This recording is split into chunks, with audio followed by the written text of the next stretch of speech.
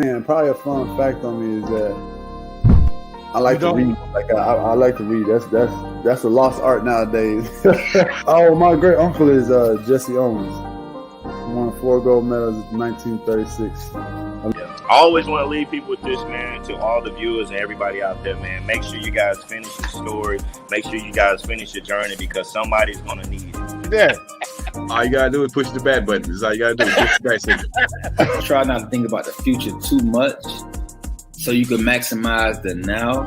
Who's your favorite rap artist? Man, to be honest, it's crazy. Tupac always been my number one, right?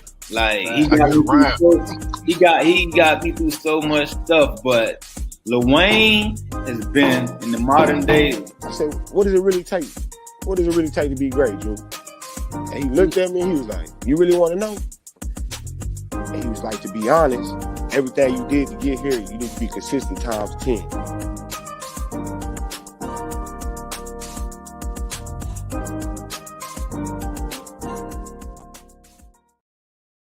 Good evening, everybody. How you doing? It's your boy, Coach Lee. Happy Wednesday to you, a.k.a. Happy Hump Day. Man, we got a full staff in here tonight. We got the fellas hanging out, ready to bring y'all that hot fire. We're back at it like we're mad at it. We are 2 days away from the weekend, so let's get it, man. First guy we got up in here, man, as always, like he either got off the shipping docks or he don't beat somebody up, or he just ready to bust a fresh freestyle for you. Let's get my brother up in here, man. The man with the plan, a.k.a. Meta Watt. Y'all know what it is, man. You know it's Wednesday, man. It's Hump Day. We here with the Parlay Perspective. We give our perspectives on daily news going around the world, man. How you doing today, Coach? Chilling like a mad villain, brother. Yes, sir. Let me clear that a little bit. It's Hump Day in this motherfucker, man. We talk sports here. You know how we do it. Yes, full cast here tonight. Indeed, man. I get to choose. This is a long time coming. So which of these marks I'm going to choose to come in here third? We're bringing the guy, man, from the south of the Mass border, but was born in the Bean Town, and my guy Chile will bring him on.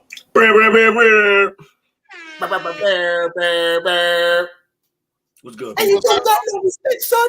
How you doing? Chilling, man. Yes. Watching some basketball. About to do this show. Let's get it cracking. Yeah, man. NBA Wednesday, man. Middle of the week, man. Middle of the week. Got to bring in this Saint Bernard or what is he? What is this dude? The Saint Bernard OG. It's always something with him, huh? This dude coming in Christian tonight? Jake the Fleck, man. Bring in Jake. Jiggity, Jake. What's up, player? Hey, yo, not a lot. Yeah, no, the St. Bernard OGs was my old beer pong name. Just needs some more questions. It does. What's going to end up happening is we're going to end up having a story time with Jake Chop Up. So don't worry about it. It's coming soon to you. Okay. Is it rated PG or rated R? Depends on what questions you're asking. Okay. Makes but sense. No, hey, honestly, Coach, I thought when you were doing your intro, I thought when you were describing Tuke, if he was on, the boardwalk, this, that, or the other thing, you should have said sometimes offsides because he's, Kadarius Tukey. Right. You know what I'm saying? I think I'm going to have to start. I'm going to get a different color of these. I'm already looking for order-ups on them. You know what I'm saying? So soon enough, you'll see me all types of these shits, man. As the winter goes. It comes and goes. Too many props.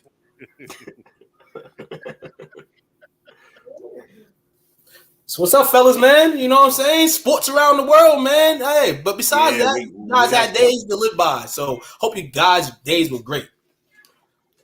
Absolutely, man. Now it's interesting. We got the full house tonight, man, and we got 2 Cowboy fans on here. We got 2 quote unquote Patriot fans on here. Quote unquote, he says. But I put it in the group yesterday to ask about it. 2 selected it for the day, but man.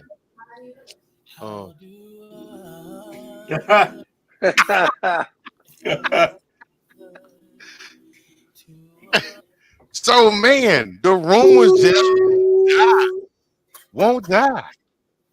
Two, take it away, baby.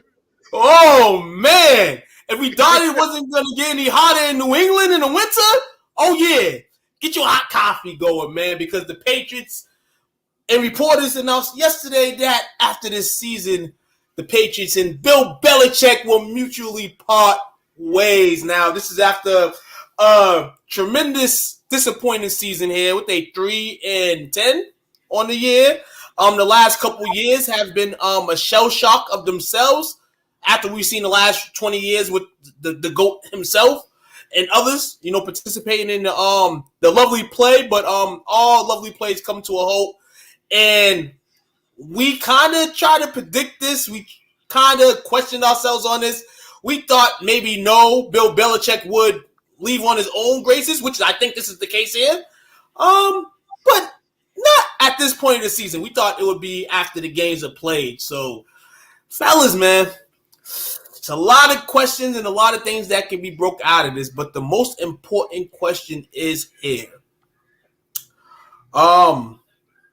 It is a bit. I'm trying to think of the best question here.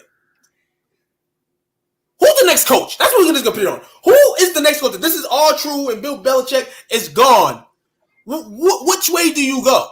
Is the way that they wanted to go factored into Bill Belichick wanting to part ways, or the Patriots wanting to part ways? I don't.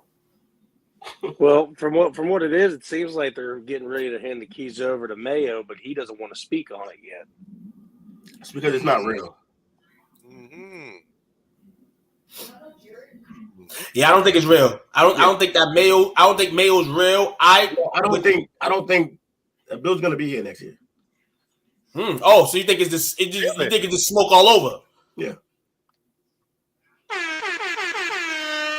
Okay. Bill will be We'll here. say not buying it. Yeah, I'm not buying it. It's weird. I'm 100% buying it. All right. So this is y'all team. So give us the reason why you will or will not buy it. I'm not buying it because that's just not really how they move. They're gonna let him finish the contract. Unless he doesn't want to be there, that'll be a different story. But he's gonna let him finish it out. There's no reason not to. Hey, you see a lot of coaches on the helm. A lot of coaches about to get smoked. Yeah. Maybe this is the reason why they're parting ways. Hearing on the wax side that Belichick may be part of a trade. Yeah, Doc Rivers side. If somebody's getting smoked, we don't need them as our next coach. No. I'm talking about teams against smoke from their coaches against smoke from their team. So this opens Belichick to have a third life. You know what I'm saying? As a head coach. Very fascinating, definitely. Been hearing a bunch of things in New England today. If they don't go the way of Mayo, maybe they bring somebody experienced in, somebody from the college ranks, maybe AKA Jim Harbaugh. You know what I'm saying? Jim Harbaugh, sorry. If you do go young and you do go with like a coach like Mayo, what direction is your team going in? Are you going into knowing that for the next few years you're just going to be rebuilding, or you're going to bring somebody in there with a philosophy like, oh, we're trying to get back in the mix now? I mean, there's no way to get back in now without a quarterback. No, the thing is too with this team, the way that it is now, and I understand that there are injuries going on, but this team isn't in a position to be able to get a new coach in there and get straight back into the winning ways. It's just like Will said, it starts at the quarterback, and you need to get a quarterback in there along with a revamped offensive line. The very first thing I do as a head coach is go get the best possible offensive line coach and get them in there ASAP. Because you got good players to work with as is now. They just need coached better. But like Will said, starts a quarterback, and they're not in a win now scenario. They're in a 2-year rebuild at least, because you got to get the team reset back up. You need to get a nice receiver to go with the young quarterback. You're not in a win now situation. That's not going to happen. And they need, instead of getting a coach for 1 year and then firing him because it went bad, you need to get a guy in there and give him a chance for a couple of years, and if it's not working, then move on again. Who's the coach, though? That's what I always ask. Y'all always wants to get rid of somebody. Who you going to replace him with? Well, like I said, they purposely made a contract for Gerard Mayo because he is the apparent heir to the throne. But the thing is, there are other options out there now with seeing the pond horizons. But the thing is, the one guy that I think that I would have wanted looks like he's got new life in Tennessee with a brand new quarterback and a new toy to play with. So Vrabel might not want to leave Tennessee now. You got a guy that's under fire in the college area right now in Harbaugh, who I would not want just because of personal reasons. But at the same time, look what he can do. He look what he did with Kaepernick. He might be able to have that same life. Maybe I'd shut the fuck up and change my mind and put my personals to the side to let a Harbaugh into New England and see what he can do. I don't know. There's options. It's not just one guy, like Will said. It's true, but I still think Mayo's got the keys to the car that he's about to get him. And that was going to be my question. It's Vrabel. Would you try to maybe throw out a high draft pick to try to lure him away from Tennessee? Not worth it. You know, worth it? Hey, you don't think so? Considering what he has not had in Tennessee and what he's been able to accomplish? Well, what he also doesn't have it here, which would be.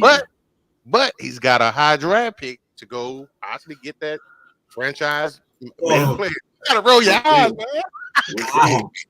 I got a hot take. It is not gonna hit, but it's a hot take, and this is gonna be funny to everybody. Bill Belichick's son as the new head coach of the Patriots. He wouldn't do that to him, so that wouldn't. Yeah, he wouldn't do it. No. It would be funny as hell if they said the next day, hey, he's the new head coach. Like, that would be the craziest shit. That would be the worst case scenario for the Patriots. Any college, if the new head coach of the Patriots was somebody that you put your head down for. Bro, you know I swear to God, if they ended up hiring Steve Belichick as the freaking head coach of the New England Patriots, I would leave because the last thing I want to see is 5 years of that underbiting motherfucker. Yeah, he looks weird. Bill Belichick was interviewed today, and didn't go into the details of the parting ways situation, but in Bill's style, he said, "Get ready for Kansas City. We're moving on to Kansas City." So, and Belichick's probably not a guy that wants to even speak on this, because to me, honestly, if I was in a situation like Bill, you know, I've coached so many years, I'm leaving, I would be tearing up every single time I'm asked that question. Because, hey, everything comes to the end of the road, you know? So you got to be sarcastic and, you know, kind of like go around it and, you know, just focus on your team. And I think that's what Bill wants. The question is, whatever reporter put this news out here and splurred it 4 weeks before the season ends, ridiculous. I mean, look, they did it semi at the right time, though, because they're officially eliminated from playoff contention. There's no way in hell they were ever going to make it anyway. After I'd say about week 6, when we had the shittiest record in the league almost, that once they were eliminated, it's okay to put out whatever. They're officially got that E next to their name in the standings. Who cares what comes out now? They're going to play football for the rest of the year, get the draft pick they got, and he should be saying we're on to Kansas City. He should be saying we're on to next year. Hey, man, hey, he's still a coach. He still has to coach his team up. You know what I'm saying? Hey, the season's over. You know, I mean, you can say they gave up, but they didn't give up. They continue to play, and the record is just what it is, man. It's whack, man. The Patriots, the fans are just like this, something else. This here, it's been a dark cloud here in New England today. Maybe dark. I believe it when I see it. If I was the Titans, I'll trade Derrick Henry for trade capital. Yeah, but that trade's like 2 years late. 2 years late, and also at this point, you might as well keep him because you're given a good young. I'm not going to say a good young quarterback. You're given a potential good young quarterback in Levis. You're giving rid of one of his weapons that he has as, like, you know, a scapegoat. He's got Hopkins as a scapegoat, and he's got Derrick Henry as a scapegoat. You don't want to take that away from your young quarterback as he's developing in his first 4 years. And Derrick Henry's got about anywhere from 2 to 3 more good years left in him. So he's right there in the correct time frame for him. Well, I mean, at some point. I just think Derrick Henry's being a great citizen right now for the Titans, and he's a great overall player and a great guy outside the locker room. I mean, hey, right now, if y'all can't do nothing for me, I'm not going to bug out. The offseason's coming soon. I think Derrick Henry's gone once the offseason starts. That's just me. Me too. Walk after this year, right? I think so. Plus, they got another young back. He's not a big bruising back, but he's a nice back. I forget his name, but he can ball. He's a rookie. Patriots matchup with Kansas City this weekend. Be interesting to see that game. Just in general, will the Patriots pull out another win like they did last week, or will the Chiefs, after crucial loss to Buffalo, put the sticks on them, put the paws on them, as young Scrappy would say? Low Scrappy. I think I'm expecting an absolute, like, they're gonna dismantle them. I'm sorry. You know who? I think we're gonna get our asses kicked. Yeah, probably. And the good words of Vince McMahon, you ain't got no chance in hell. No chance. No chance. Hey, fellas, man, as we roll into our second NFL topic, hey, another one here, not really as iron, but if you watch football, you know, you watch your Sunday night edition of Sunday Night Football, you're familiar with this guy, and his name is Al Michaels. I've been over 3 decades. I'll say over 3 decades of you know, telecasting games, maybe more than that. But news comes out this week that they are parting ways with the broadcaster ahead of the NFL playoffs. So you will not hear Al Michaels speak on or be hosting any of the playoff games this year. The 79-year-old was unaware of his role was in jeopardy last month. Andrew Machado of the New York Post reported Tuesday. Michael reportedly said he believed that he was still going to call postseason contests on NBC, but did not know who else would be working. Michaels is heralded as one of the greatest play-by-play announcers in American sports history. After working for ABC from 1976 to 2006, he joined NBC as the voice of Sunday Night Football. He lost his Sunday role in 2022 to Mike Tirico. NBC gave Michaels his ultimate title after replacing him, allowing him to contribute to network playoff coverage. The title change came as a result after strife with NBC's top executives. Michaels and analyst Tony Dungy were on the call for Jacksonville exhilarating comeback win last year over the Los Angeles Chargers, and Michaels dismissed criticism that him and Dungy were low energy during the game as internet composed. So, when we catch this edition this year of the NFL playoffs on NBC, they will roll out 2 broadcasting teams for its 4 games. Mike Tirico and Chris Collinsworth will work 3 games, while college football broadcasters Nora Eagle and Todd Blackledge will call the other game. Also, and there also be features on Nickelodeon SpongeBob SquarePants telecast of the Super Bowl. Fuck yeah. Wait a minute. So, like, they just thought he's not doing his job well anymore? Yeah, I think honestly it's just like, yo, the numbers on the writings on the wall in terms of the age, not his.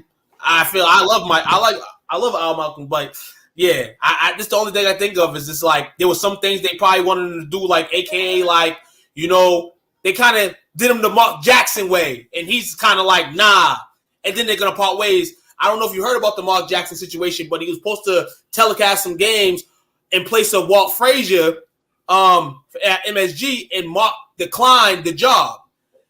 MSG and the Knicks came out a week later and said that basically they fired Mark Jackson. Mark Jackson went on Instagram and said, basically, y'all playing on my name. Y'all been playing on my name. And this basically what this sounds like, but Al is probably not going to speak in that tone. But this here is just shocking.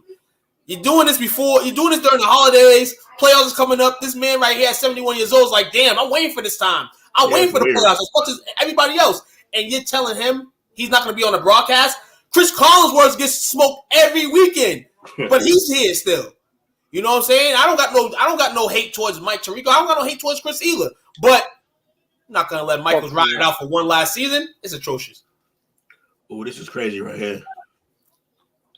Random question: if it was Christmas, what sport you watching? NCAA championship, NBA finals, or the Super Bowl? I'm gonna keep it real. I'll say Super Bowl. Yeah, I'll say the Super Bowl because what you know is for the most part that you're gonna get the 2 teams that probably for a month you can play the hardest, but you're gonna get the 2 teams that played the hardest to get their way in there. The NBA is kind of like, okay, maybe you're gonna get these 2 teams, and most likely it's gonna be those 2, unless something shockingly happens. In the NCAA, we know what the NCAA brings you. Hold up. Is there NCAA like football, right? Yeah, football or basketball, whichever one you want to choose.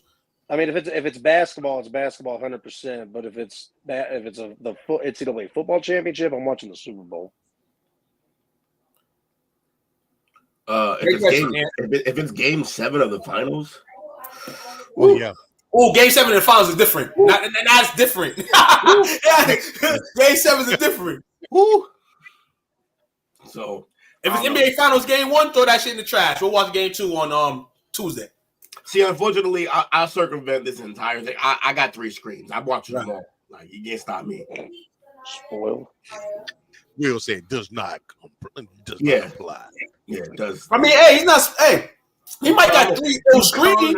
He might got 3 ill screens, but hey, you can watch TV on 3 screens at your crib too, Jay, as well as Coach and as well as myself. Depending on what you have, though, you might not want to be intrigued to your phone, your computer, and your TV. Will might got 3 computer screens at his crib or 3 TV screens. But no, we all in this world now can access TV from 3 different screens. I do it every Sunday. It can be done. Yep.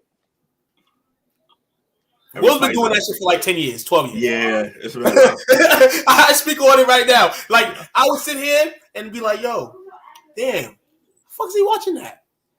You know what I'm saying? But, you know, hey, you find out years later and you come on board, man. So, Jake, if you need any help, man, 3 screens, we got you, brother. Will's got screens on screens on screens. I do. I got screens I don't use. Absolutely. The Wild Card playoffs begin on January 13th. So we'll be tuned in with no Al, man. Damn, Al. Yeah, it's whack. He wanted to broadcast until he was 80. You know what I'm saying? Al. Free Al Michaels. Free Al, baby. Free Al. Hey, since that accidentally got brought up, and this is the parlay perspective, Took, I cannot wait to do our March Madness brackets again. Fun. Well, can't wait, man. I can't wait to do March Madness brackets on both sides of the helm, girls absolutely. And men's. Mm-hmm. Yep. The women's one. If you're paying attention to women's this year, I'm taking Iowa. A lot of parity this year on the women's side. A lot of parity. Taking Iowa. It's some chaos on the LSU side. Chaos LSU side. South Carolina is the number 1 team in the country right now. Shout out to Mia Neer, you know, Boston representative at Duke, transfer from Boston College. Nice. Putting in work. You know what I'm saying? These ladies out there putting in that work. All the top teams are already been beaten for the most part, except for South Carolina. So here it is. And then on the men's side, man, you know, it's the men's side. It's a lot more competitive on the men's side nowadays. You know, shout out to Bronny on his return too, man. This is a little quick shot. More parity for sure. Yeah. Already getting a block off the backboard. Bronny was, even though he only got 4 points, he went out there and got his 4 minutes, and he showed out. Looking forward to the show. Rookie draft talk. Yeah, definitely, man. And we're going to get that in, too. You know us. We don't take no break. We don't take no break after the NFL season ends. We go right into draft talk, and that's what we'll be doing accordingly. But we do it, you know, we get through every once a week or every other week. You know what I'm saying? We get into it. So, man, fellas, y'all want trying to come back. Y'all want roll coasting on through, man? We're going to take the train. We're going to take the train from NFL studios. We're going to take the train to Los Angeles. I don't know how long it's going to take. Oh, I'm here. News out of Los Angeles in the MLB. Of course, we woke up Monday out of our naps before we came on the show to find out that Ohtani has signed a luxury deal with the Dodgers, 10 years, $700 million to join the new evil empire. We're not going to call the Yankees no more the evil empire. The Dodgers just got that name. With guys are trying to get, and they're still trying to go get guys. Tyler Glasnow from the fucking Rays. They're just trying to get everybody. But back to Ohtani real quick. Very interesting because all off season it was basically a secret of where he was going. Rumor last week he was supposed to go to Toronto. Missed the flight from Toronto. Even had Drake on IG cursing him. That's what happened. So ends up in LA. You know, no question about it. You know, there was teams like Boston, the Mets, Texas was in the helm. And a lot of teams in the helm for him. But at the end of the day, he signed across the street from where he used to play at. A team that he feels is much better, which they are, but that doesn't mean championship. But this is the back catch. The most fascinating. The most fascinating. His contract. Yeah. Dues him $2 million. $2 million for 8 years. $2 million for 8 years, and then 68 flat for the next 10 after as reback, so that the Dodgers can get more players, more food for their customers, all that extra stuff, so that they can live good. Bobby Bonilla. Ohtani Day is coming soon. Yeah. So, fellas, after all this crazy shit going on, you know what's crazy? What's your opinions on it? Go ahead. Ohtani's big payment starts in 2034, and Bonilla's ends in 2035. So it's like they're passing the torch. That's gonna be wild. Hey, look, man, I think it's surprising that he did that. I think there's gonna be a lot of people who are mad that he did that because they're already speaking out about it. Yeah, talking about how circumvented the CBA, but hey, if it's legal, it's legal. It is legal, but they're gonna change that eventually. This might be the first and last of its kind. It does put them at a competitive advantage. Yeah, it's impressive. And you got to think about it too. It's $2 million the first 8 years, you say. Mm-hmm. So he's for 2024. He's going to be rehabbing from Tommy John surgery. Mm-hmm. So it's not going to hurt him as much. Then they're really going to see the benefits once he starts playing again. Mm-hmm. And I hear he's going to be hitting still next year, just not pitching. Oh, I didn't know that. Really? Yeah. We're gonna need that back. Huh? As a DH? Yeah. Okay. Something like, because I wouldn't want him, playing a field position. Yeah. I should put him at first, maybe. True. You don't need the arm for that. Man, it's a blessing. All right, man. Hey, we're gonna say it right here, man. Over under 3 years, a Dodgers championship for Ohtani and the crew. I'm gonna say under, because we gonna run this bitch back. I love the confidence, Coach. Love it. So listen, I am not mad that he did not sign with Toronto. Took can quote me on this. He knows I've been saying it for months. I've always hated the Dodgers. I'm mad that he signed with the Dodgers. It's always been fuck the Dodgers. So fuck the Dodgers. The rich get richer. You know that. But do they? Dodgers tickets are already at the helm. Standing seats starting at $900 for opening day game. Standing seats. When you don't sit, you stand. $900 starting price. You see the infamous. I'll watch it on TV. Yeah, those will go down. Watch every single game on TV on 3 screens. There we go. Tell you what, you know what else sucks too is that I used to be an avid bobblehead collector. That just rose the prices of every Dodger bobblehead in the entire market too. Mm-hmm. Oh yeah, definitely, because people swing Dodger bobbleheads like it's nothing. Collectors item, daily. Dodgers fans love their bobbleheads. Coach, I got a picture for you later. It was the entire freaking shelf I had made up of every single bobblehead I ever had. They're awesome. They're cool. There's some really cool ones, but then you get the real picky assholes that are all like real critiqued on like how the paint looks, and they'll try to trade and do everything to get it a correctly painted one. But they're all made different. It's like you're never going to get a perfect one. Yeah, because they're handmade, right? Exactly. Mm-hmm. So, Jake, over under 3 years, Dodger championship. You know what? Just because I'm a mark like that, I'm with Coach. They're running it back. I'm gonna go surprisingly with this head, man. $700 million. I'm gonna go under 3. I say the Dodgers win 1 and 2. The Rangers can run it back this year, but I think the Dodgers win in the next 2 years. Realistically, I'm thinking more of what it would look like with them going up against Philly. I'm stating Philly, now, to be honest, they underachieved. Them and the Braves underachieved this year. Braves are coming. Braves are coming back on one next year. I would hope. And not gonna. I'm not fearing any other teams. I feel that Atlanta will come back. They'll come back strong. I'm not focused on the other team. Maybe the Diamondbacks. See what the Diamondbacks can bring back after a superior run last year. I'm calling it now. This team ain't winning one.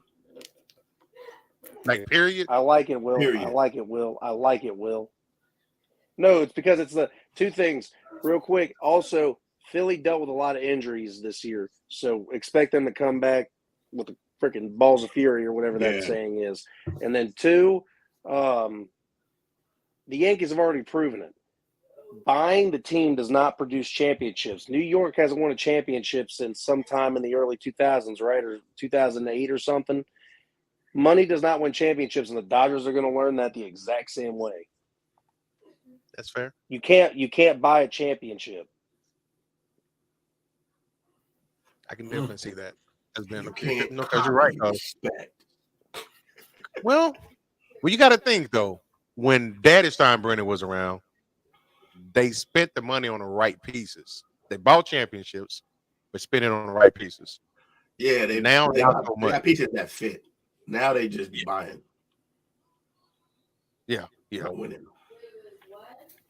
Indeed, man. Speaking of buying stuff, there's a team in the NBA, and we've been talking about teams being added to states, potentially the NBA adding teams, but we haven't been talking about a team relocation. That's probably one of the things that may happen and get a city a team. So let's roll into this. One of the worst teams in the NBA, the Washington Wizards. They aren't the worst in the NBA, but they're one of the worst.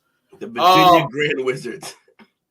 Yes, absolutely. The Wizards, Washington GMs, as well as I think he owns the Wizards, the Capitals, all the Washington-based teams. They want to relocate, and there's been rumors of relocating to Virginia.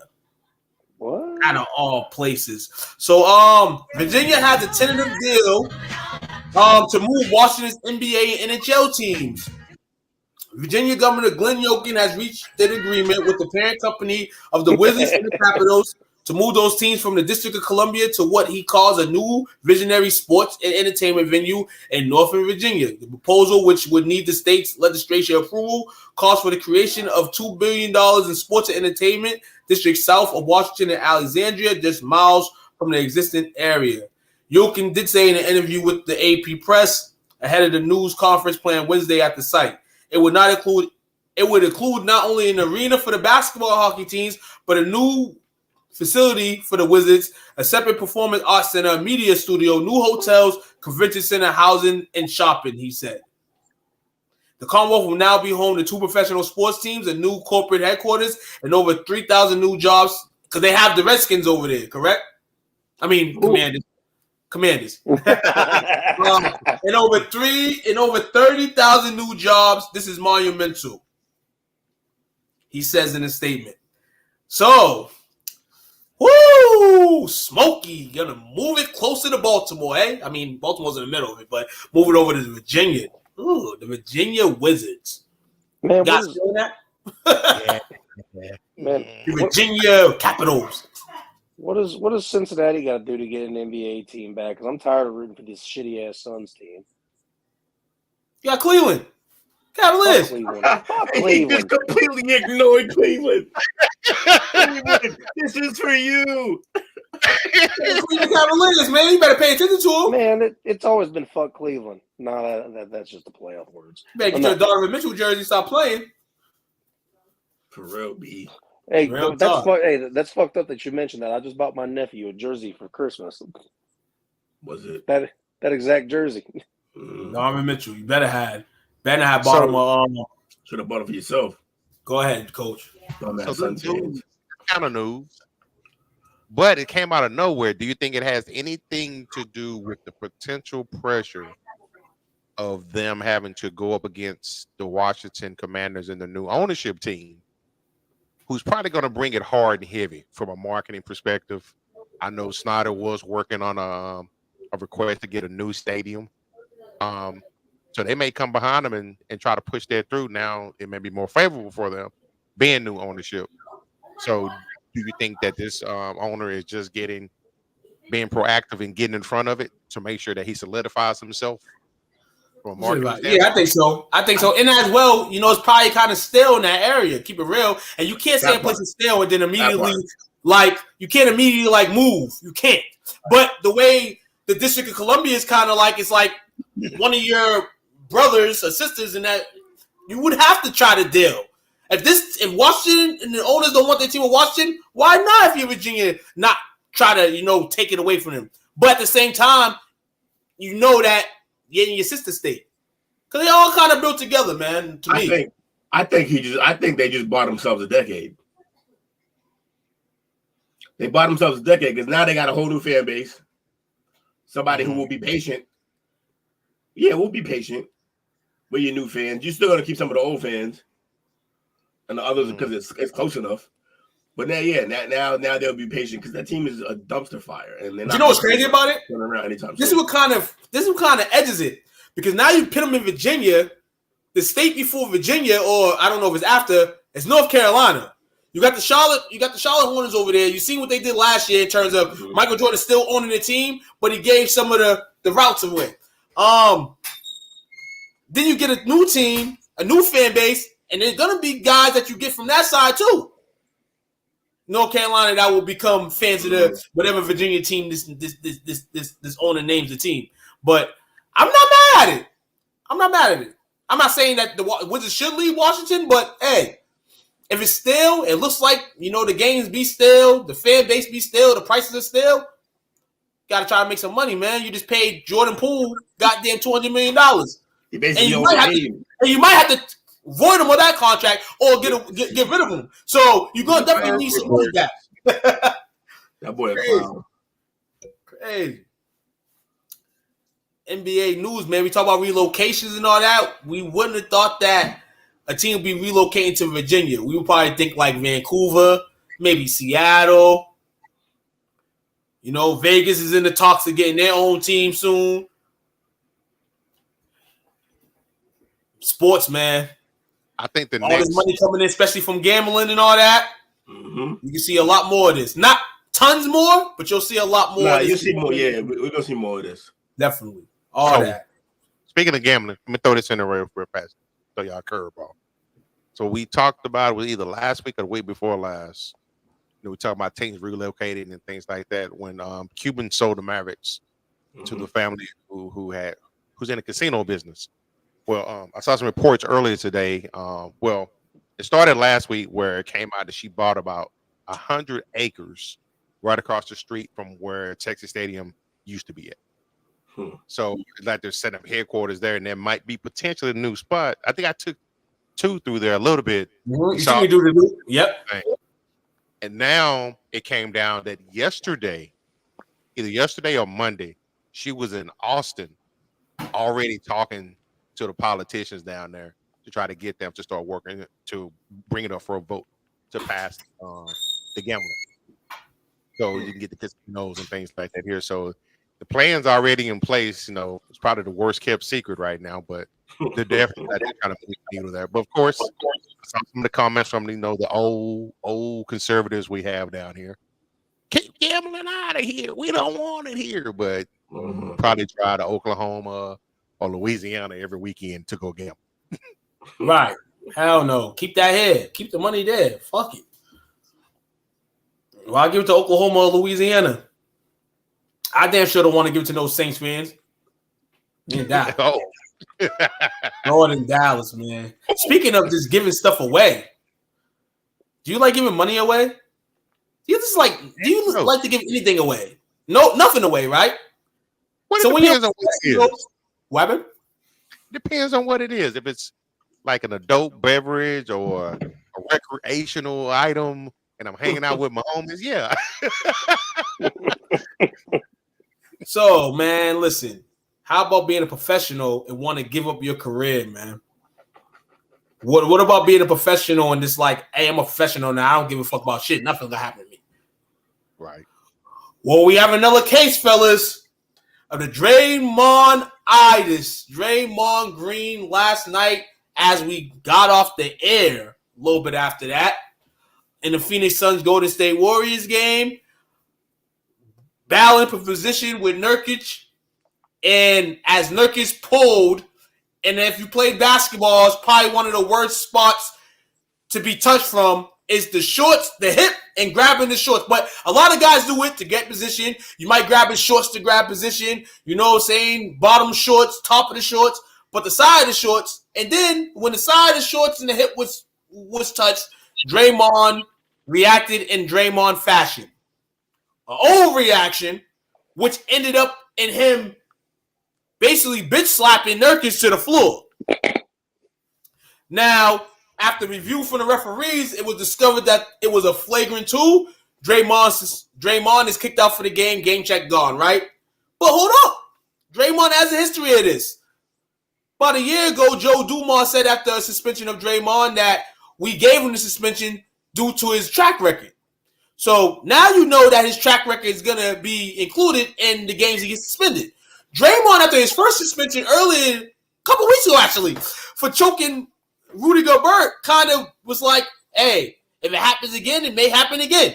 He wasn't too stern in an apology and all that. And guess what? It happened again last night. About an hour and a half ago, the NBA announced that Draymond Green will be suspended indefinitely. Yes, indefinitely. Not no double up on the 5 games, not 2 games. Not, oh, you're coming back the next game, suspended indefinitely. Adam Silver and the NBA have put their foot down on Draymond Green, which is fair, you know what I'm saying, because he's done a lot of stuff, you know, that you just can't continue to just throw under the rug. Hey, what my boy Nurkic's ass. He just read up with the Warriors this season, correct? Off season, he read up? Yep. Read up with the Warriors. The Warriors feel like they can pay $400 billion around their board, $400 million to their players to try to, you know, catch a genie in a bottle. But unfortunately, this looks like it was a bad move for them overall with what he's doing. And plus, you know, he's never been able really to give you production offensively and stuff, been able to give you the rest of the things, and that's why you kind of dealt with it. But I'm going to say it like this. When it comes down to you just now shit-talking or throwing people on the floor and you're not giving no production, it kind of feels like it's a wrap. And he kind of doesn't want to play the game anymore. So we're going to show you the bitch slap from last night. Stoach. Sound on the floor. I'm rich, bitch. Gave him the Charlie Murphy. Judo chop. What was interesting is that, you know, most players after an interview or whatever, you know, people will ask him about what happened and all that. And Nurkic was asked, and Nurkic said, I don't know what his problem is. Basically assumed that he had a problem, which, you know, any of the athletes that have been touched or, you know, hurt by Draymond has never said anything like that. So now that just opens up a whole can of worms.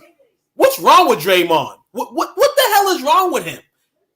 Well, like, nothing should cause you to be like that. You know what I'm saying? Though that your move is in the floor of basketball, but your track record, you hit him, bro.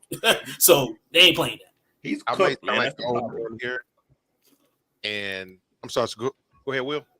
No, go ahead. I may sound like the old man here, but Draymond needs to sit down for a little bit, man. Yep. No, he swung on Poole last year. This is already his second scuffle this year, which is probably why they prompted them to say, man, you know what? Come sit right here by the teacher. Come sit by, you know, Adam Silver. I'm pretty sure, you know, they put this, you know, like you spoke, they put the stipulations in there. They got to go to counseling, and he's out indefinitely until they say you can come back. Right. Which is going to be costing him money. Costing him game check after game check after paid game check and hella time for his podcast. His podcast is probably going to be the number 1 podcast for at least the next week. Just in anticipation for what he's going to say about this whole thing. What is he going to say? What can you say at this point? Nobody can defend you anymore. Like the Rudy Gobert situation, you can at least a little bit defend if you wanted to, but not all the way defend because right, he was trying to protect the teammate, but at the same time, you choked his ass out. So some people ain't gonna take that lightly. And then you do this, yeah, man. Wow. Nobody can defend you on this. Not even one of your favorite fans and me. I'm a Draymond stan. I love Draymond. I can't even defend this Draymond. I can't. Yeah, he'd be wilding, bro. Is he done? Out. Is he done? I mean, no. Yeah, I mean, because it seems like these stuff that as far as like him as a player in general and his effectiveness on the floor, because it seems like it's stuff that you do when you know you can't run with the young studs no more. That's exactly what's happening. Yeah, exactly what's happening. He's having a crisis. He having a midlife crisis before he going Rick Mahorn. He just got his in Rick Mahorn in him. Like, hey, I ain't got it no more. I'm gonna just go tussle and muscle everybody. But reality's gonna bite you. People in the NBA probably shook to do it, but there's one person out of all these 400 plus players in the league that want to go get him. That's gonna take the bullet for the league. Though you don't want to take it, but somebody got to do it. Rather it's him going in the air, you clothesline him, something got to happen. Somebody got to take a bullet. Somebody got to, bro, because a lot of people have been just dealing with his shenanigans, and his shenanigans can't be dealt with no more on the basketball court. Like, he's having a decent season. He's averaging 9.7, 5.5 boards, 5.8 assists. Right, and they don't have no real good big. He's essentially their center. Yeah. Like last night, he was their center because Steve Kerr sat Looney, slapped Wiggins, and Draymond played the 5. That's the only reason why he wasn't even on Nurkic. But because they were small and he had to play the 5. Nurkic had a hell of a game last night too. 17 points. He had 13 rebounds. He had like 7 assists. He had a solid game. So, in all, the Warriors are just flatlining, man. And they're struggling as well. And you can kind of tell about 15% of their games, 20% of their games already fucked up because of Draymond. They were up in that game last night against Phoenix when he got teed up and kicked out. They were up in games where he's been ejected. And it affects him. And it shows that he has some effect on his team and still can bring something to this team. But ultimately, from an overall standpoint, you're fucking shit up. You may be fucking up team plays on the team's mood. Rather than Steph Curry, Klay Thompson, Steve Kerr, all that. Bob Myers is gone now. This is why Bob Myers, I think, left. He's like, this shit's about to be crazy soon, and I don't want to deal with it. You got Klay on an expired contract. Just about almost next year he'll be done. He declined the offer that they gave him of 3 years, $50 million a season. You got Steph that's 36, but he's still going to cook. You got undeveloped guys that you thought was going to develop. They haven't developed. You paid Andrew Wiggins a whole bunch of money that I knew and said he shouldn't have got paid because of the effort that he gave in Minnesota. I knew it wouldn't keep up in Golden State. And now you got Draymond, who you shouldn't have signed, but you signed him because you're trying to live a genie out of a bottle, and now it's all coming back to kick your ass. Only thing is Steph Curry, when you got him on the court, anything's believable. You can come from being a 7 seed to a 2 seed. But how long? Say what?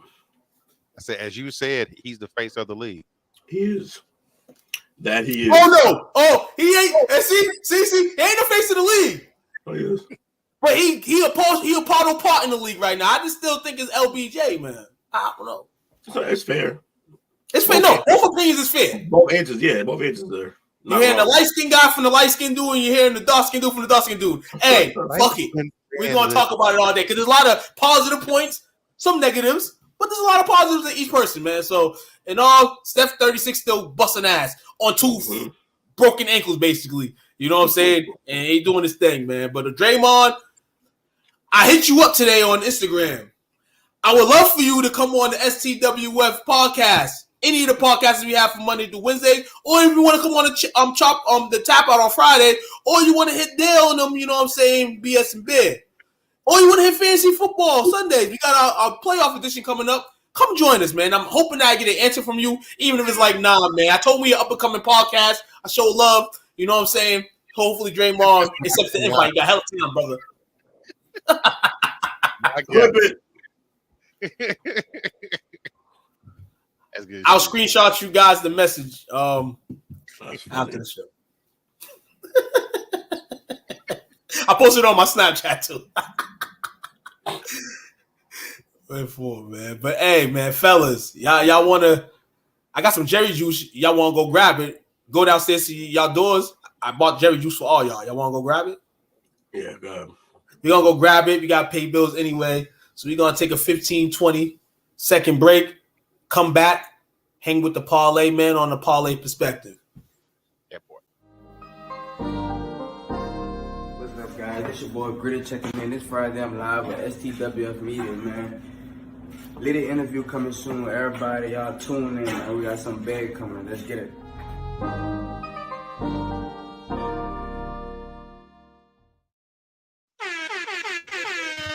Welcome back to the Parlay Perspective. Appreciate you hanging out with your boys. We are the Parlay, man. So far, so good. Let's keep it rolling, fellas. Let's keep it rolling. Hey, Massachusetts is about to expect snow in the next hour.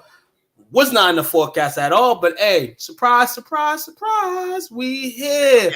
So we had to we gotta have some type of NHL talk tonight. We promise you guys every week we try to bring up something in the NHL.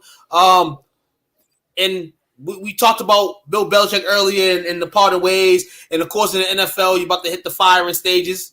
In the NBA, nobody's been fired yet, but somebody's gonna be fired soon. You got a couple of crazy teams that are on bad loser streaks. But we're here in the NHL, and I'm here speaking on it. But we're going to talk about it a little bit as a panel here. St. Louis Blues coach Craig Berube was fired on Tuesday and replaced by Drew Bannister on an intern basis. Blues general manager Doug Armstrong said the search for a permanent coach is underway with no timetable when a hire will be made. Bannister will make his first coaching debut against the Iowa Senators tomorrow night at 8 o'clock. We went through this 5 or 6 years ago. Good play would dictate a lot of things. Bad play would dictate a lot of things at a player level and all levels of the organization. They thank Craig for his great services.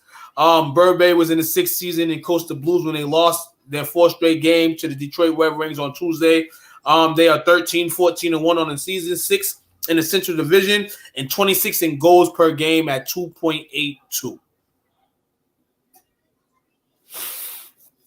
Third coach fired this season in the NHL. The Wild hired John Hines after firing Dean Essen on the 27th of November, and the Oilers replaced Jay Woolcroft with Chris Knobloch on the 12th of November. So we ain't playing no games in this NHL season to start off, man. If you can't get the job done, you are fired. Yeah, NHL never plays. They be firing dudes like on Christmas. Left and right. Yeah. Like, here's your walker, man. We're going to give this pink slip right now. Yeah. Here, open your gift. Oh, yeah, it's a pink slip. Goodbye. That's pretty accurate, man. So, Captain. Yeah, nah, he's a Jets fan. Yeah, he's a Jets fan. Winnipeg Jets. It's so weird. So, Blues captain Braden Shen said at the end of the day, players in his locker room are going forward knowing that the accountability is going to be there. You just can't fire a coach and the players just turn the page and act like nothing's going to happen. I have to be better. We have to be better in this locker room. We're underachieving, underperforming at that 28 games. Been a roller coaster. Even when we're winning, I don't feel like we're winning the right way for the most part. I would say time to pull the rope in the right direction and dig in and buy it as a group. Chief's a guy that takes the fall for it, but it's on these players in the locker room to be better. Interesting. I had no idea. This kind of makes me think I did keep up on my hockey better than I do. I had no idea that that's where Armstrong ended up at.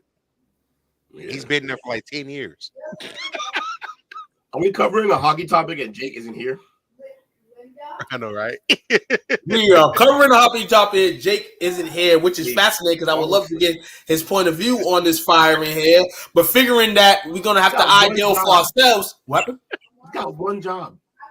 One job, man. This one job. But honestly, man, in all, man, the Blues, I mean, from the little bit of hockey I've been watching the last few years, definitely been on the sunken shit. You know what I'm saying? There's been years where I've seen them make playoff pushes, you know, almost open the gap, you know, Stanley Cup at one point, years back, I believe. Probably a long time ago, in a sense, but, you know, probably short for me. Yeah, Bobby Ho, I think, and them got one. Shit, damn. Then I'm late to the party. I'm like Bobby Ho. Shit, ain't he like 70 right now? 60. Yeah, he's old. He damn near played till he's like 50. Yeah. But in all, man, yeah, man, firings coming through. NHL going hard, man. As games continue this week, of course, tonight there's some games on the slate. We, like you said, we're gonna be bringing you NHL news next week. We'll bring you the NHL top rankings as Christmas comes near, and we'll give you a holiday ranking bonanza. Bonanza, I like it. I like it. T. Melrose,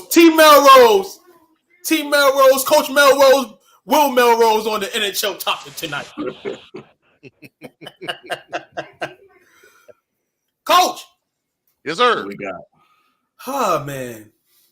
I know, you say you're the old guy a couple minutes ago and all that stuff, but as you got older in life, we answer the same question for you too, Will, because we played sports growing up. As you got older in sports, did you feel yourself getting more groggy, more jealous of youngins just like doing their thing or anything? Or you was able to take it as a professional or a player and to say, hey, my time's up? You mean actually when competing against them? And just competing in general, like even in your time when you was done with the game and just looking at players and even watching the games today. You know what I'm saying? I value the IQ that I gained over what I lost physically. Yeah, definitely a better understanding. That's a great point, Will. Better understanding of the game, which it kind of shows with the experience that you acquire going through the peaks and the valleys.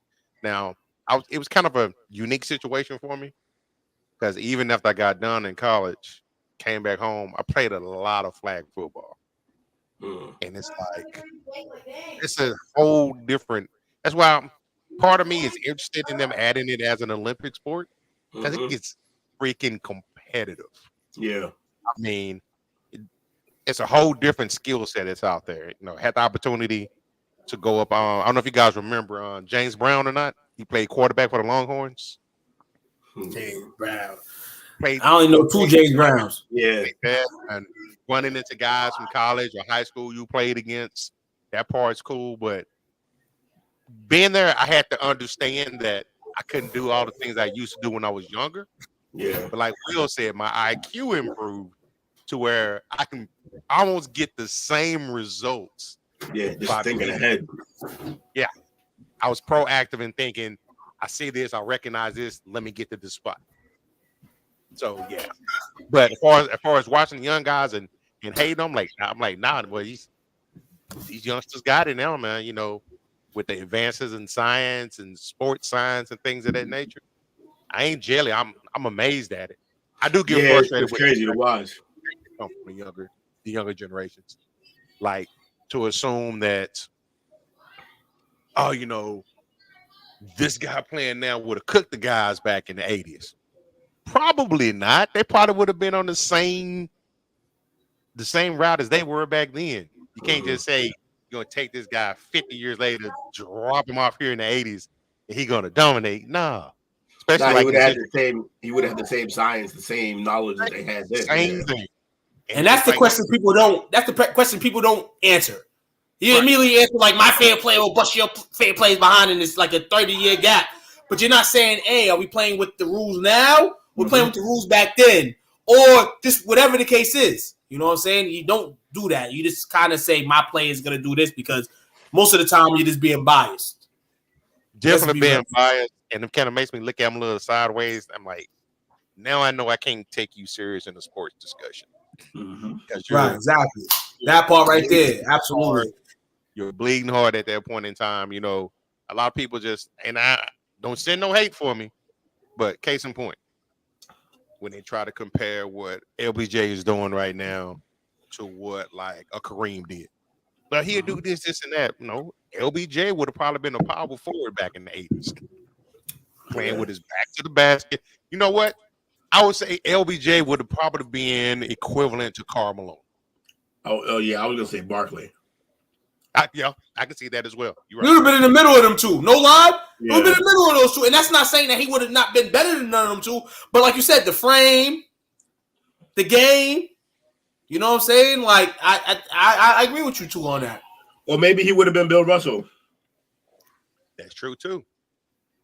We don't know. It's a hypothetical, but some folks be so invested in it.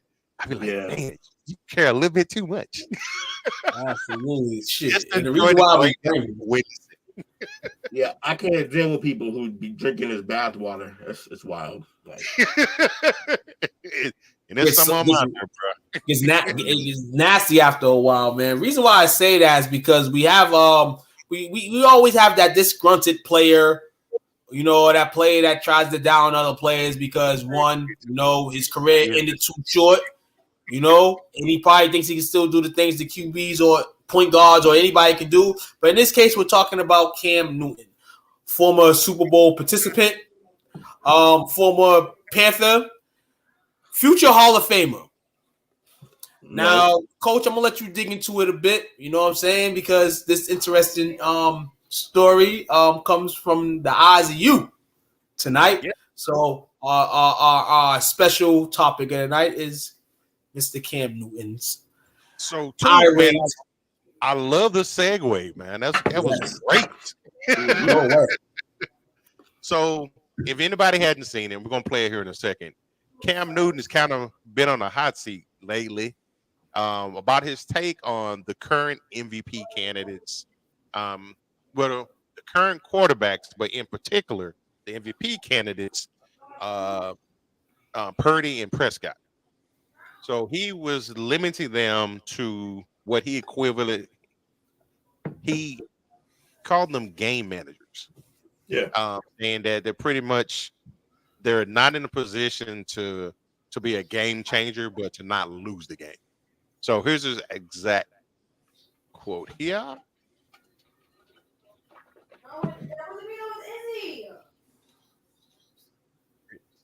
To win the MVP is McCaffrey. But in any type of award, when you talk about the Heisman Trophy, when you're talking about the Maxwell Award, when you're talking about Offensive Player of the Year, when you're talking about MVP, there has to be a game where you literally put the whole team on your back.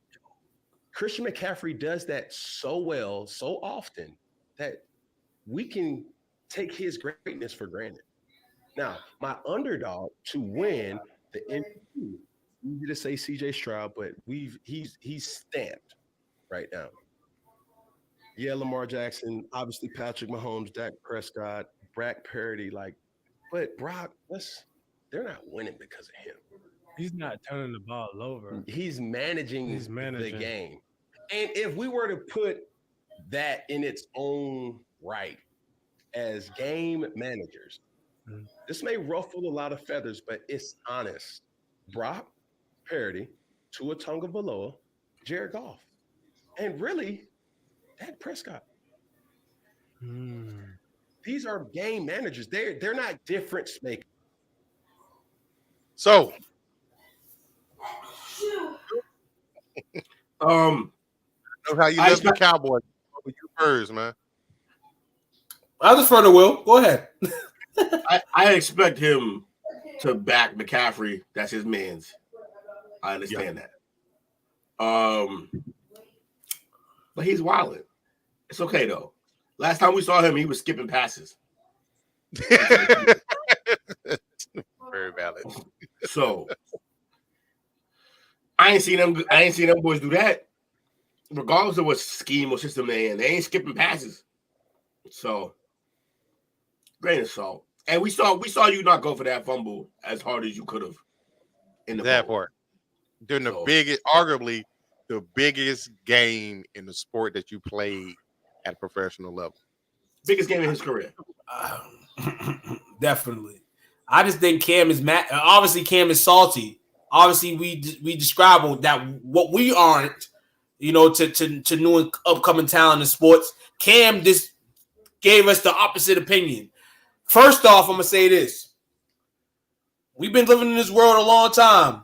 Now we have some QBs that definitely are elite, and you can say they're elite. And if you want to break quarterbacks down by certain brackets, you could. But last time I checked, all QBs are fucking game managers, Cam. Regardless of the game or not. You have to manage the game. If you up 20, you got to manage the game. If you're down, you got to bring your team back, and that's managing in a stance. Cam, love you. Great career, like I said beforehand. Future Hall of Famer. Dude, your time is up. I know that you're mad. You probably got to do a podcast and find different guests and deal with your baby mom going on tour, talking about your baby. But, Cam, this is reality. These QBs are here for a reason. They're here because they did what you did, not win the Heisman or anything, but they took the proper steps to be professionals. And, yeah, you have your opinion on people and stuff like that, but you sound kind of salty, bro. You sound kind of salty because these guys got jobs and you couldn't land one. Hey, Kaepernick couldn't land one. Not saying that Kaepernick's you, but, hey, that's just the point. QB Kingdom. QBs come, QBs go.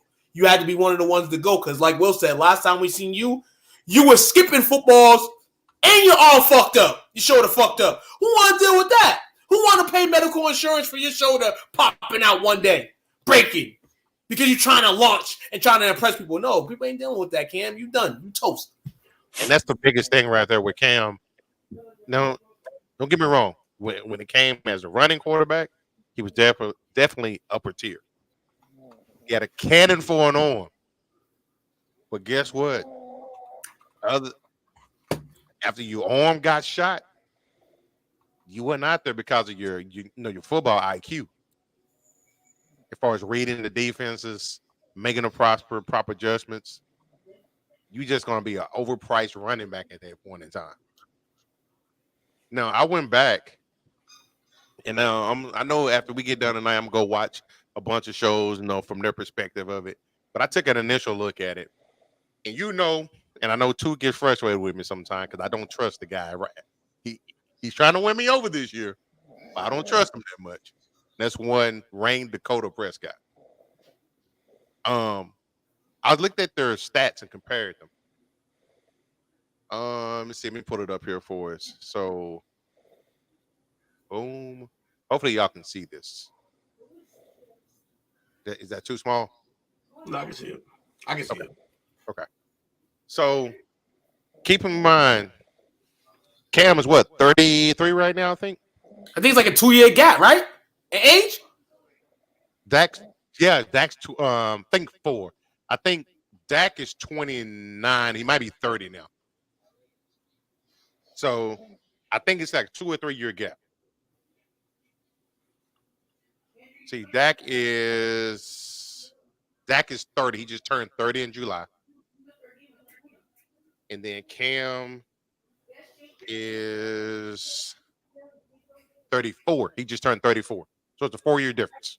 Okay. But still, Cam's 34 is still kind of hell, Aaron Rodgers is 40. So I went and took a look in the time that they played. Games played, because obviously both know Dak, he's missed some games, in recent years. And Cam did his thing, but Cam paid 148 games to Dak's 110 as of right now. But that's equivalent to about what, 2 seasons? Yeah. Okay. Records. Cam went 75 and 68. Now, don't get me wrong, he won the MVP, got his team to a Super Bowl. Great year. Can't take that away from him at all. He's going to be superior in that to Dak. But 75 and 68 all-time record. Dak's record is 71 and 39. Yeah, he's better. He's winning more games. Completion percentages. Better than Cam, 59%. Dak, 66%. Passing yards. Keep in mind, almost 2 more years equivalent to Dak for his games played. Just 3,000 and some change. 3,000, 32 to 28,000 yards. Now, average yards per attempt, Dak's got him there, 7.6 to 7.2. Passing yards per game. It's a game manager, right? 258 yards to 218. Touchdowns, dead even at 194 apiece. Hold on. 194 apiece, and you got to remember, too, Cam was a running back. Keep telling the story. Stats don't tell it all, but keep reading this. This is interesting. Interceptions. 123 for Cam, 71 for Dak. Rating, 85 for Cam, 99 for Dak. Now, on the rushing stats, Cam's going to have the rushing yards. Now, as far as accolades, Cam's got him there. You got 3 Pro Bowls to Dak's 2. Dak's probably going to get his 3rd one this year. Cam got 1 All-Pro to 0 for Dak. Dak's probably going to get All-Pro this year. Yeah. And Cam got 1 MVP. Depending on how Dak does, he might get that this year too. And he got an Offensive Player of the Year. He got a Super Bowl participation award. Hey, I can't hate. You get to the Super Bowl is nice. You want to win it, but hey, I ain't never been to the Super Bowl, so I congratulate you for going to one. Now, one last thing that I saw that kind of blew my head. I'm sure I can find it here. It was here it is. Advanced passing, air yards. This is the average per pass attempt, if I'm not mistaken. Cam is here it is. Yaks. Now he said Dak was a game manager, right? He getting all the yak. He getting all the yak. His yaks 24,710 yaks. That means when the receiver catches the ball, then they make the moves. Then the man moves. Dak 12,254. But he's calling Dak a game manager, which means Dak's yards are going down the field. He's hitting his receivers on the run. Yeah. So Cam, stop hating, man. Just like to open up with this segment. You are hating, my guy. You are hating, man. You got in this podcast world, and actually, when you start doing all the crazy shit with your hair, you just got soft. And then you went to the Patriots. The Patriots gave you a chance, and you couldn't do shit. Now you're on your podcast every week, every day. You're just soft, bro. And you're retired, and like I said, you're not Kaepernick, but you're basically Kaepernick. They don't want you no more, bro. Give it the realization. You got the Rock in the XFL. Take that. Be a star in that if you want to play. But I understand you don't want to play because it's not the NFL. But, bro, if you're going to cry when there's many outlets out there for you to still play professional football, sit your ass down, man, and podcast, bro, with us. Come on our show and talk to us. Matter of fact, Cam, you too. I'm going to write you tonight, too. Come right on the podcast. I'll come on 4 for 1. I'll chat with you. I won't Charleston White you, but I'll two-quad watch you. And we can chat whatever, bro. I want to guess with all these guys, man. Show us some love. Mission accomplished for Cam, though. Mission accomplished. He wanted clicks. He got it. No, he's one of absolutely one of the clicks, man. After Charleston White was getting the clicks on his show, the Raiders went to Charleston. Now he's over here like, I got to get back over here. Well, now once you get a buzz like that, you got to keep it. You got to keep it like definitely. It's like when I saw his show, I think it the first 2 days it was out. It had 1.1 million views. Doing well. That's great. Man, guess what, y'all? What's popping? You know what's popping, brother Will. Oh boy, worst. It's time to do some game picks.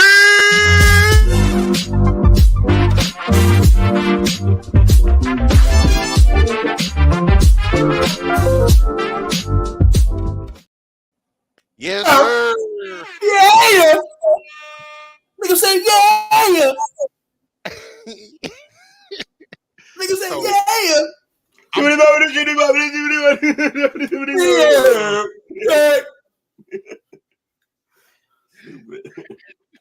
Rip the shaker.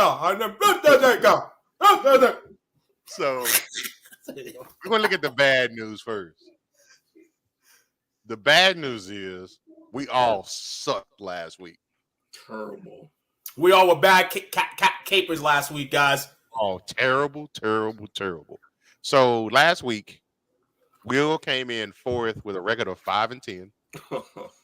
And we had a 3-way tie between Meta, the villain, and myself.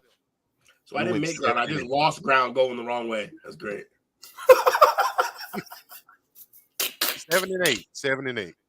So 7-8? Damn. God damn. Terrible. I gotta get back on the swing, dog. It ain't 5-10. So the way this sound like, man, I'm giving Coach a little bit of rope. So we got 4 weeks left, so we got to make it count. Right now, Will is in fourth at a 116-91 record. Jake is in third at 122-85. I'm in second at 127-80. And Took is leading the way at 128-79. I'm only damn. Wait, who's behind him? I am at one. I am. Where did he go? He's a game behind. I'm a game behind. 127-8. He's 128-79. Tell him this week, Coach might take the fucking lead. I've been chasing you for 3 weeks, man. The last two before this week, I went 11-4 and 10-3, and I'm still behind. Well, I'm gonna be real with you. I've been trying to run away from your ass in all aspects of football. I've been trying to run. I can't run away from your ass in this shit. In the STWF Junior League, I ran away from you. I literally won this week to get away from playing you in the first round. I ended up being the 6 seed instead of the 7. I should be playing you, but I think Will's playing you this week. In the quarterfinals of the league. So yeah, man, Coach, I just can't get away from you, man. Oh man. So, guys, before we get in these picks, any games that caught you off guard last week? All of them. Jacksonville, man. Jacksonville game threw me all over fucking. It just threw me off. Like, after losing a disappointing Monday night game, like, I know the Browns defense is dog, but shit, you should be able to score more points, at least. Even if it was a low-scoring game, damn. You let Joe Flacco get off the couch and do y'all like that? So, let me finish. He really did. He rolled off the couch and murdered these. Ain't no bullshit. I'm gonna be real with you. The Jets surprised me too, and dumping the Texans like that. But it seems like Vegas already knew that the Jets were gonna win the game. Stroud didn't even get 200 yards passing, and they only had the over/under passing at 208. So as soon as I seen that 208, I should have known that the Texans were gonna lose that game. The fix was in. So let's take a look at our games, gentlemen. We have what we got this week? We have a total of 16 games. So the bye weeks are over with. Everybody's playing now. So first game of the night, we have the Chargers at the Raiders. Woo. That's a tough one. Yeah. Definitely a tough one. Definitely gonna be a tough one for the Chargers without Justin Herbert. No Herbert though. Ooh. We go to their backup. I'm gonna take the Raiders on Thursday night to win this game. Who's their backup? We're gonna find out right now who the Chargers backup is. Chase still ain't it? Maybe Chase Daniels. Wait, look at him. He's awake. It ain't Chase Daniels because he got a very nice podcast. He does. QB, first QB right now is Easton Stick. Second backup, the backup QB is Max Duggan, and that's the only 2 QBs they got on their roster. Max Duggan from TCU, correct? Raiders, yeah. Yes, he's from TCU. Will say the Raiders. Jake? Yeah, I'm going Raiders too. I'm going Raiders as well. Offense is already struggling and you don't have your QB in there. Minnesota at Cincinnati. Cincy. I'm going Cincy as well. Throw me Cincy here. Cincy's the quarterback issue looks like it's okay for now. So as long as that's the situation, they should be okay. It's almost enticing to take the Vikings because Double J's back, but I like the way Jake Brownin's playing, so I'll take Cincy. Okay. Pittsburgh at Indy. I'm taking Indy. Taking the Steelers. I'm taking Indy. Who you taking, Jake? Where's it at? Pittsburgh at Indy. Is it Indy? Yeah, I'm taking Indy. Got you down. Denver at Detroit. Shit. It's a tough one right here. Detroit's in falling apart mode. I'm taking Denver. I'm going to take Detroit. You don't want to falter like this coming down the stretch. I don't think the lines are going to stroll down that much. I think they wake back up this week and get a W. The Broncos need this game more. Broncos need this game as well. Need it Get more. the playoff pusher off, and they have a chance now potentially to steal the West. So all eyes are open. They're only a game out, and they beat Detroit. the shit. Look, Detroit's not in super urgent mode with Green Bay losing last week, so I'm not really that worried. No, but you got to realize too. I spoke about this other day. They're a team trying to just stay consistent as being the team on top and all that. So right now, this is an offer for concern for them because you don't want to go into the playoffs losing games like this. No matter how the other teams in the division are, because at the end of the day, those teams probably won't make the playoffs. You're going to play in the top of the conference, so you can't be falling like this to the Denvers, Chicago Bears. You can't do that. You got to win this game Sunday. That's why I got the lines. Now, if you got the Denver Broncos, hey, cool. I've been riding with Denver the last month and a half, but I just feel like the lines right now, they need this win. Will, who did you take? I didn't take nobody yet. Okay. I got Detroit only because I think Detroit is kind of in a panic mode right now. They laid their egg in Chicago last week. And if they hadn't lost, they would have been tied for the best record in the NFC. Mm-hmm. So they're still playing for seeding. And Green Bay's only 2 games behind them. So they haven't clinched anything yet. Yeah, I got the Lions. So Detroit for Will, Detroit for me, and Detroit for 2. And Jace got Denver. Chicago at Cleveland. I'm taking Cleveland. Joe Flacco. Taking the Bears. Taking the Bears. My man Phil's been balling. Taking the Bears. Weeks. Can't let this old man. You can't let. I mean, the defense, like I said, the defense is fire, but you cannot let this old man come on, get off the couch and outdo you. Out Super Bowl MVP, Super Bowl champion, regardless or not. This man's been on the couch for 13, 14 weeks. Justin Fields and the Bears, at least end the season like he was first in the NFC North. I'm gonna take this Bears. Man, me and this man were literally talking, going back and forth, taking jabs at each other, talking about Joe Flacco, and now he's picking against him. And now I'm the one turning to the Joe Flacco side. I got Cleveland. Mr. Will? Yeah, Browns. 3 for Cleveland, 2 taking Chicago. Tampa at Green Bay. Tough pick. Let's go Tampa. I mean, yep, both teams in playoff mode basically. Well, the Packers trying to get in. The Bucs just took the NFC South lead last week from the Falcons. In this situation here, damn, this is tough because Tampa is like one of those teams that's like competitively, they're just about in every game. That don't mean they're gonna win.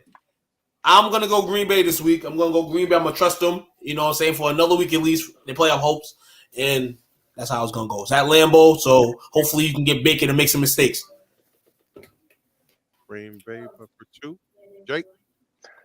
I hope Mike Evans balls out, but I got Green Bay. So we got 3 for Green Bay and Will's taking Tampa. Might be some movement this week, fellas. Not likely. Oh, there's gonna be some movement. There's gonna be some movement. I'm gonna go Tennessee here. I don't think Stroud's playing. I'm going with Tennessee as well. Concussion protocol right here. Yeah. I mean, yeah, Tennessee just looks starting. Tennessee just looks like overall with Levis, they're clicking. Like they might have wanted to make the decision, and we all thought that it would be the case that Tannehill should not have been the starting QB before the season started because the way Levis is playing, the Titans could be in contention right now for a playoff spot. They have pieces now. Looks like their receivers are waking up because for the last 2 years we didn't know who the hell they were. This game here, I'm gonna take the Titans though. It's kind of the slump time for the Texans, man. It sucks to see all the receivers go down and banged up, and then your quarterback gets banged up the other day. So, man, Will Levis is out there slaying that thing right now. So, Yep. yeah, I'm taking the Titans. Just don't get back with your ex. Chuck, you said Tennessee as well? Hey. Yeah. Tug, I don't like a lot of your takes, but I like that. Yeah. Keep that chick on the street. Keep that chick on the street, man. She disrespected you, dog. Keep her ass on the street. If you see her again, disrespect the ass on the street. I'm just talking about in general. Will Levis is his girlfriend. There was rumor that well, what happened was they broke up after the draft. Then there was rumors that she was trying to get back into his life once he started starting and balling. Wow. Yes. Yeah. And then one teammate told him, somebody went on a podcast the other day and told him, advice for you, don't take your ex-girlfriend back. Yeah, don't do that. Yeah. You can break up with the dude for putting mayo in his coffee, but all because he was a second-round pick and he sit in the bench. You don't break up with him for that. That's bullshit. I was about to ask anyone to push the mayo in the coffee. So everybody got Tennessee, right? Pull a Dr. Doolittle in her coffee. Moving forward. Everybody got what we got next. I want to make sure I got this right. What we got next. Everybody got Tennessee, right? Yep. Correct. Aye, Captain. Jets against Miami. Oh, shit. Zach had a good week last week, but not this week coming up. I'm going to take the Dolphins. Not today, Jesus. Not today. I'm going to take Miami as well. Jake? And do you get another Zach Wilson miracle because Zach Wilson's out there not giving a fuck? He's got the Zach Wilson I don't give a fuck attitude. What they going to do, bench me? And then you got the pissed off Miami team that just lost last week. It's tough. The Jets suck, man. This is easy. Yeah, but with the I don't give a fuck Zach. I like the I don't give a fuck Zach Wilson. It's tough. Yeah, cool. You might like it. That make him good. It doesn't matter if it doesn't make him good. When you got a guy that's got nothing to lose, he goes out there and he plays better. He's had nothing to lose this entire time. Yeah, nothing to lose his entire career. He came in with money. He came in for money. Yeah. But now it's about dignity. That's more than money. But the Jets did beat Philly, though, Will. Dignity, he beats Graham. So what? I was looking for another answer. Like, Philly's overrated. Yeah, I'm not even going to play this. Man, look, I'm not even going to play this stupid game. Give me Miami. I don't know why you set it up like that anyway. He was going to pick Miami. Y'all here wasting our time. Kansas City. Look, I hate the Jets. No. Taylor Swift. Jake, who do you like? I hate more than I like. I'm going to go Taylor Swift, man. Taylor Swift versus Zappy. I'm going to go Taylor Swift.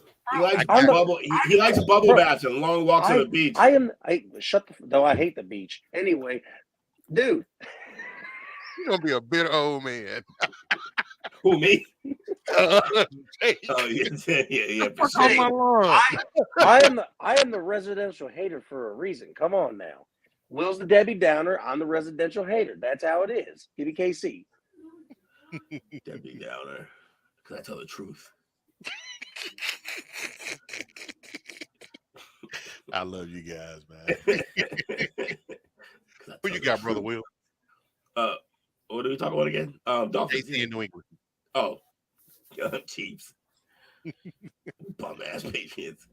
The Giants at New Orleans. I'm gonna be real with you, dog. Hey, yo, this fucking has me wanting to take an upset. No swear to God, no bull crap. I want to take an upset so goddamn bad, but I'm gonna do it. I'm taking the Giants. I'm taking the Giants. That young boy balled the other night, man. And his family in the stands is the best thing going in sports right now. Let this be my answer. Yeah, exactly. Nah. F all that. I'm gonna take the Saints. Because I'm gonna be real. We dog on the Saints and all that. But from the lights of this game right here, I'm looking at it. If the Saints lose to the Giants, not only lose to them, but lose them in that facility on Sunday, they might fucking burn that shit down. I'm scared. I'm scared for the Saints to lose this Sunday to the Giants. So I'm going to take the Saints so their stadium can stay safe. If not, they thought Katrina was bad. This Sunday loss might be not on the lines of it, but it's going to be bad too. They cannot lose to the Giants on this football field on Sunday. They cannot. Everybody getting fired. They cannot. Jake, who you got? I got the Giants. Atlanta at Carolina. I'm taking Atlanta. Yeah, me too. Y'all sure? Yep. Carolina sucks, man. Y'all think my man Bryce is gonna have an excellent game? At some point in his career, maybe, yes.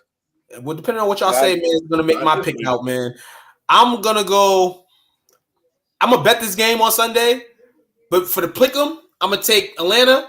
I'm gonna take Carolina with the points on my bet streak because I think Carolina got a chance to win this game. Look, I really wanted. I tried my best to pull the trigger on Carolina last week, and that blew up in my face. So no, I'm taking Atlanta. Who they play last week?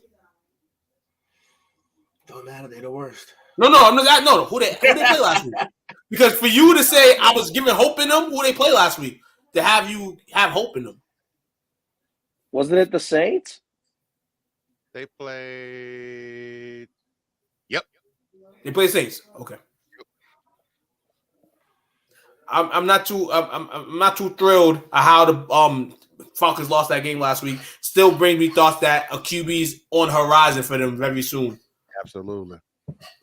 Yeah. Washington at the Rams. So everybody picked Atlanta, right? Just make sure. Yep. Yeah, I'm picking the Rams to win this game.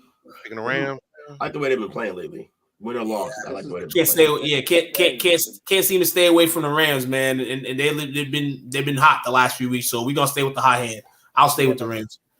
The healthy Rams are a dangerous team, so yeah, I'm taking the healthy Rams. I'm taking the Rams as well. Washington's done. San Francisco at Arizona. San Fran. Everybody ready to watch a massacre this week? You want to see a dead body? You want to see it? Betters. There's not going to be a dead body this week. I'm telling the betters right now, take Arizona on the spread at 12.5, but San Fran to win the game. San Fran's going to win. All right. Dallas at Buffalo. Everybody's favorite QBs is playing in this game. Josh Allen versus Dak Prescott.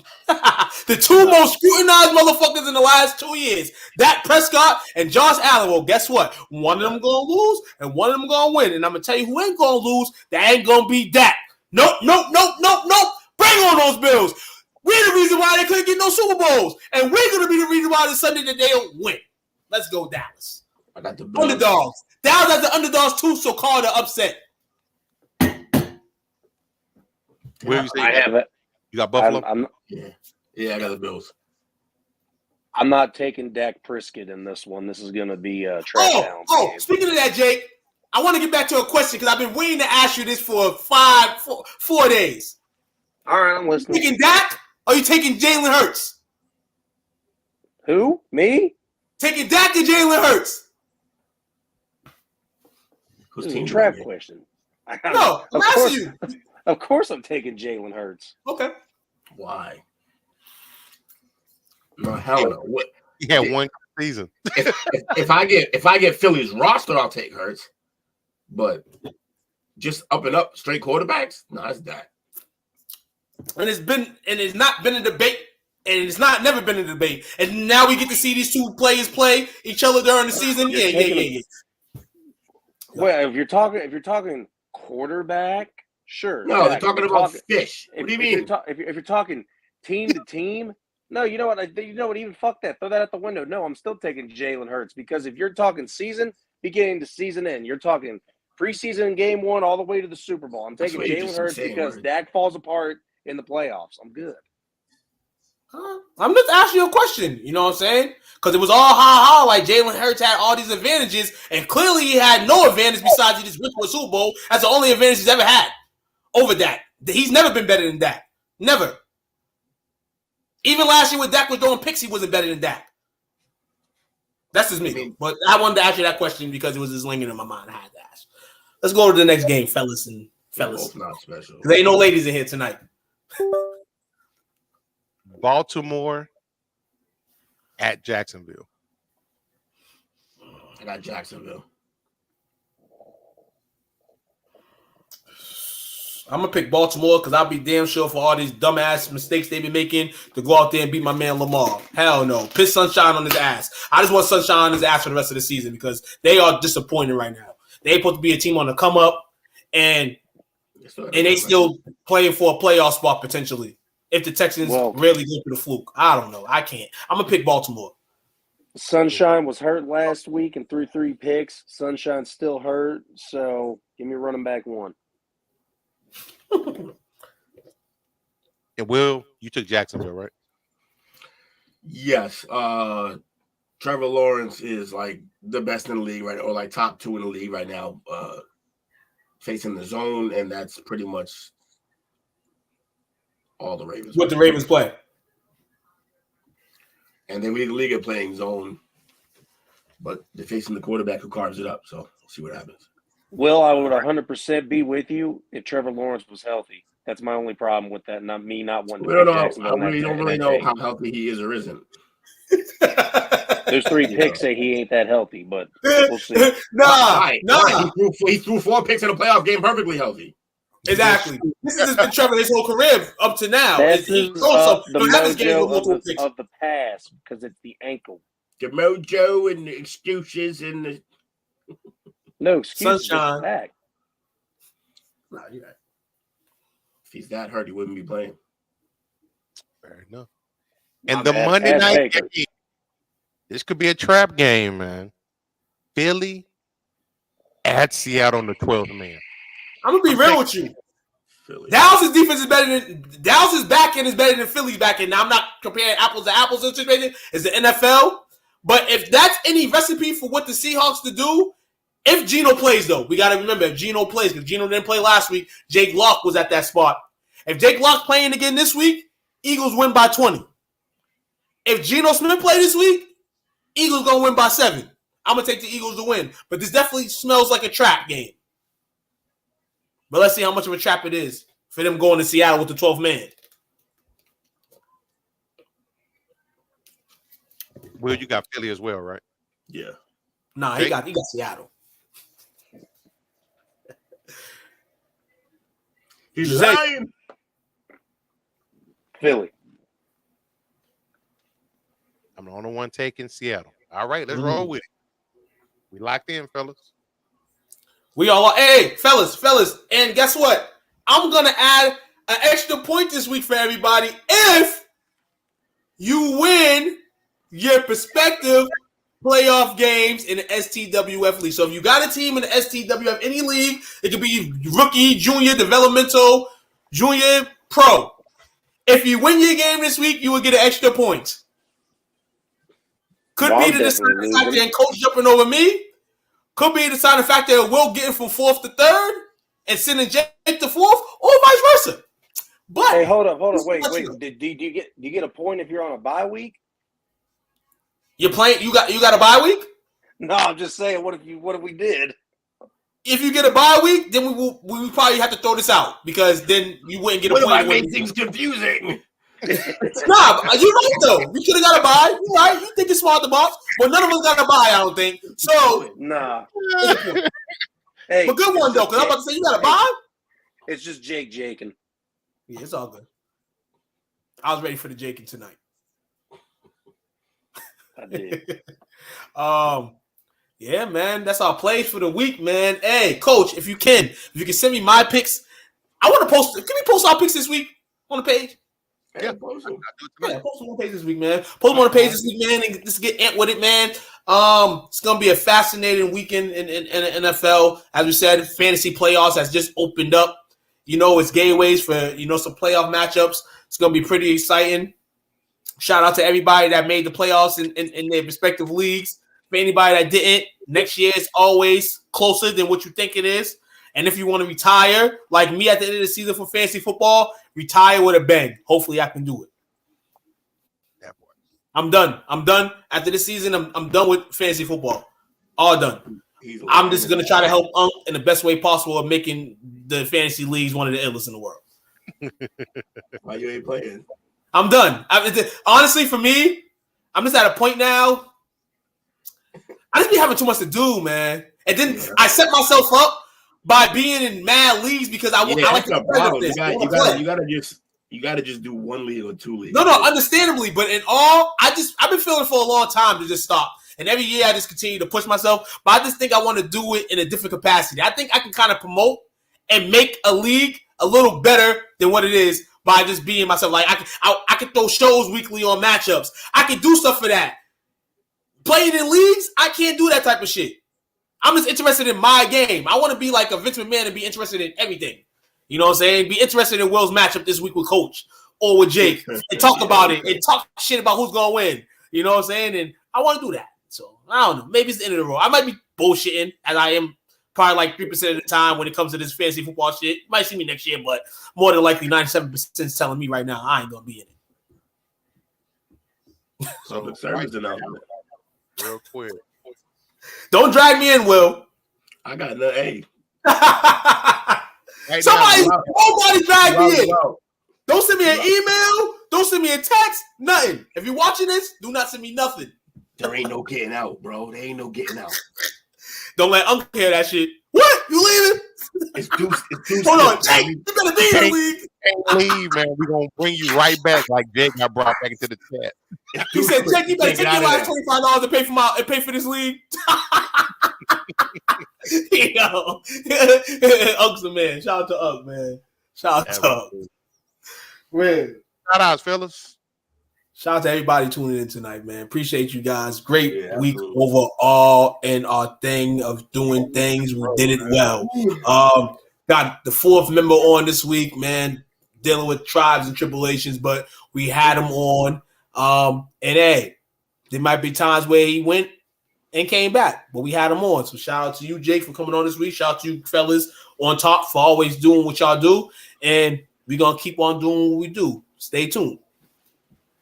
Yeah, shout out to all to the three of you. Shout out to the fans who waited on me to come back. I'm back like I never went away. I'm here for the good time and the long time now. Thanks for waiting, and I'm glad to be back. So thanks for holding my spot this long. I'm back like I never departed. Even though I've done it like 5 times. But this time I'm back for real. I'm here for the real stuff now. Allegedly. Anyways.